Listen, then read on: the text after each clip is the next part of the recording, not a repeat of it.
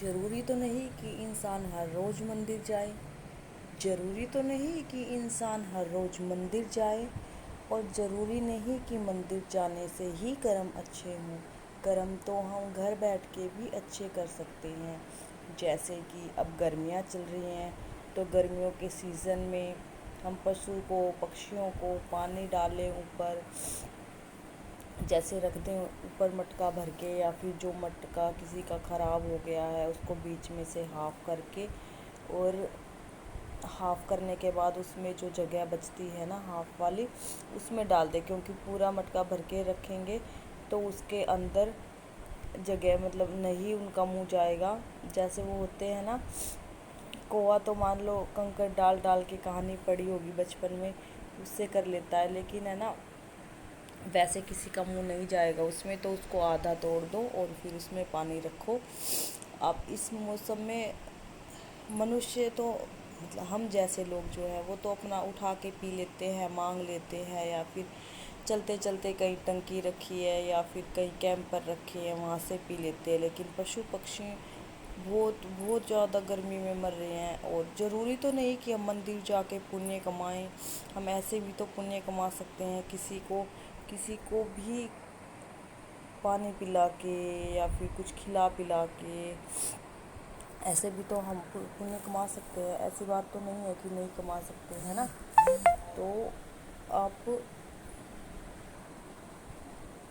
تو ہم بنا مندر جائے بھی پنیہ کما سکتے ہیں اپنے کرموں سے، اپنے اچھے اچھے گھر پہ رہ کے ہی کرم کریں تو بھی ہم کر سکتے ہیں۔ جہاں انسان چلے گا وہیں اس کے کرم چلیں گے، ہے نا۔ اور جو بھی میری بھائی بہن جو ہے اس سے مصیبتوں سے چل رہے ہیں ابھی، تو ان کے لیے بھی ہے کہ دیکھو سمسیائیں اتنی بڑی نہیں ہوتی کہ جتنی بڑی ہم ان کو مان لیتے ہیں۔ جیسے کہ آپ نے پہلے میری ویڈیو دیکھی ہوگی، ان میں کتنی پریشان تھی، 2-3 دن، 5 دن، ہفتہ، 10 دن، لیکن سمسیاؤں سے کیا ہوتا ہے، ہمیں لڑنا پڑتا ہے۔ میں لڑی، بہت زیادہ لڑی ان سمسیاؤں سے۔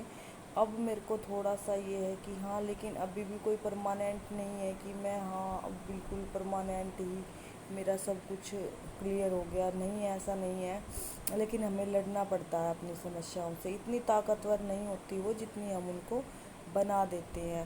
کبھی سنا ہے کہ اندھیری رات نے کبھی صبح نہ ہونے دی ہو، ایسا تو نہیں ہوتا کبھی بھی، ہے نا۔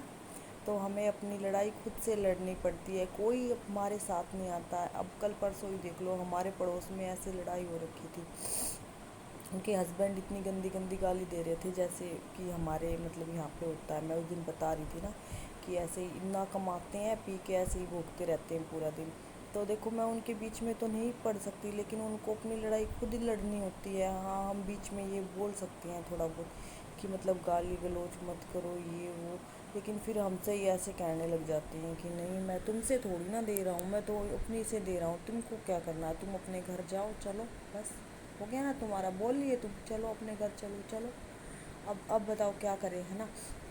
لیکن پڑوس میں، محلے میں اپنی جو ہے نا سمسیائیں ایک دوسرے کو شیئر کرنے سے وہ ہمارا مذاق بھی بناتے ہیں، وہ سن تو ایسے لیتے ہیں چپ چاپ طریقے سے، لیکن ہے نا اس کے بعد کیا ہوتا ہے نا کہ وہ کل ہم مان لو ان سے نہ بولیں یا پھر وہاں سے ہم نکل رہے ہیں تو کیا کریں گے، وہ ہمیں دیکھ کے ہنسیں گے، دیکھو اس کی اپنے ان سے ہی نہیں بنتی، دیکھو کیا ہے یہ ہے وہ ہے نا۔